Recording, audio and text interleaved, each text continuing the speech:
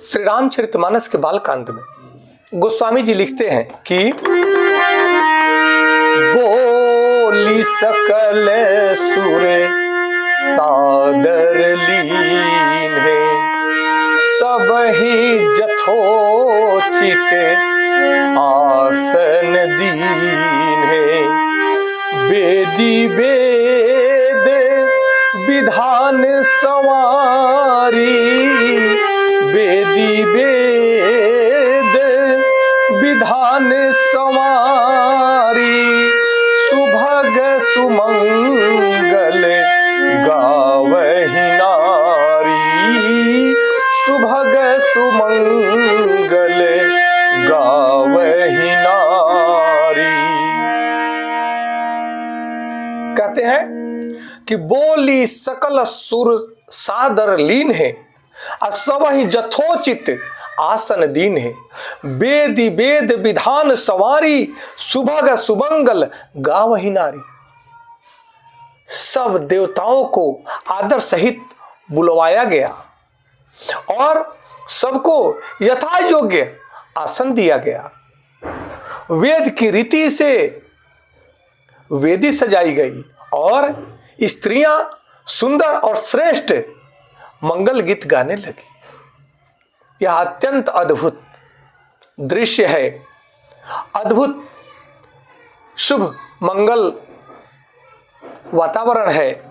इस भाव को समझना है कि सभी देवताओं को आदर पूर्वक बुला करके उनका स्वागत किया गया और उन्हें उनकी गरिमा के अनुसार उचित आसन दिया गया।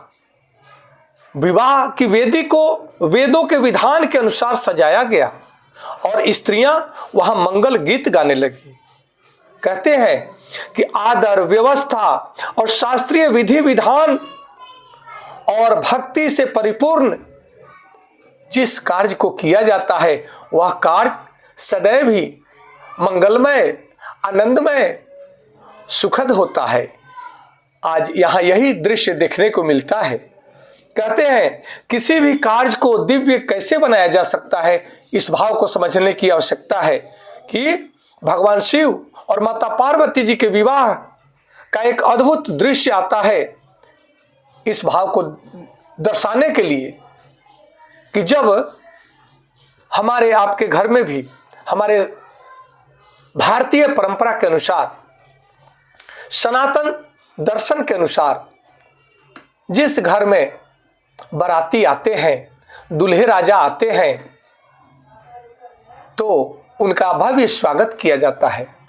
सभी वरिष्ठ जनों का यथा उचित उनको आसन दिया जाता है, उनका स्वागत किया जाता है, उनका सेवा किया जाता है और श्रद्धापूर्वक मंगल गीत गाया जाता है।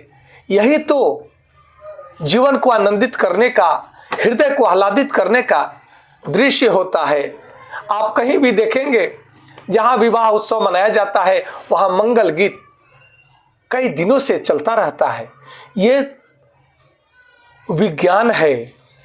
घर में आनंद की अनुभूति करने के लिए, घर को सकारात्मक ऊर्जा से भरने के लिए भजन गीत, हंसी ठिठोली यह बहुत आवश्यक है।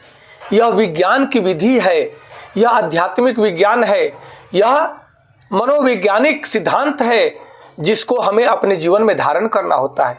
किसी भी बड़े यज्ञ में या विवाह उत्सव में ही जब कोई नाराज हो जाता है तब सारा माहौल, वहाँ उत्सव का माहौल गमगीन में बदल जाता है, मन दुखी हो जाता है। इसलिए सबका सत्कार करके सब विनम्र भाव से एक दूसरे का आदर करते हैं, एक दूसरे का स्वागत करते हैं। यही तो भारतीय परंपरा है। इस परंपरा को हमारे ऋषि मुनियों ने, हमारे बड़े बुजुर्गों ने बड़े ही आदर के साथ में निभाया है और हम सब लोग निभाते हैं। आज कहते हैं कि परंपरा सम्मान और संस्कार का जो प्रतीक है वह परंपरा हमें हर पल निभाना चाहिए। कई लोग बातें करते हैं कि परंपराओं में जकड़ा हुआ व्यक्ति आगे नहीं बढ़ता, परंतु जो अच्छी भावनाओं से प्रेरित जो परंपरा है, जो मन को, हृदय को प्रबलता दे, आह्लादित करे, खुशी दे, आनंद दे, उन परंपरा को तोड़ना नहीं चाहिए।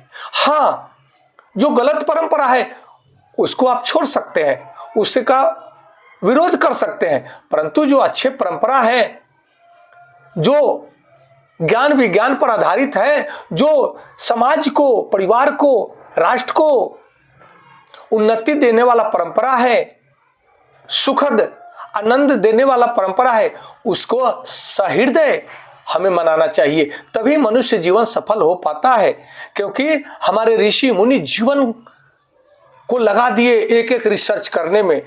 हमारे बड़े बुजुर्गों ने जीवन को प्रतिबंधित करने के लिए, जीवन को सजा करके जीने के लिए, जीवन को एक आकार देने के लिए, जीवन को सक्रिय रखने के लिए साकार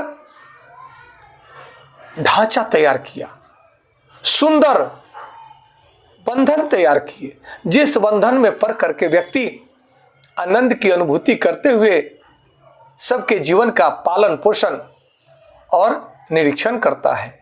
यही हम सबका परम कर्तव्य है कि शास्त्रों के साथ, शास्त्रों के अनुसार जो व्यक्ति अपने जीवन को जीता है वह श्रेष्ठ जीवन को प्राप्त करता है। उसके जीवन में सदा आनंद और उन्नति प्रवाहित होती रहती है। वेद शास्त्रों के अनुसार जो कार्य किया जाता है वह कार्य हमारे जीवन को संतुलित बनाता है, हमारे जीवन में शुद्धता लाता है, हमारे जीवन को आनंदित करता है और सबके जीवन को आनंदित करता है, सब में सौहार्द बढ़ाता है। इस भाव को समझने की आवश्यकता है। इसलिए हर व्यक्ति का आदर करना है, हर व्यक्ति के साथ सौहार्दपूर्ण वातावरण में आचरण करना है और श्रद्धा से, विधि से हम अपने सनातन परंपरा का निर्वहन करते हैं, तब हमारा जीवन धन्य होता है।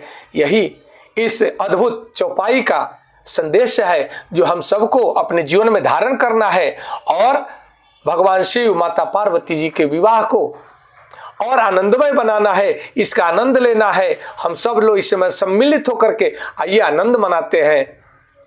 आज आपको सबको कोटि कोटि नमन। हर हर महादेव। जय माता पार्वती जी, जय श्री राम, जय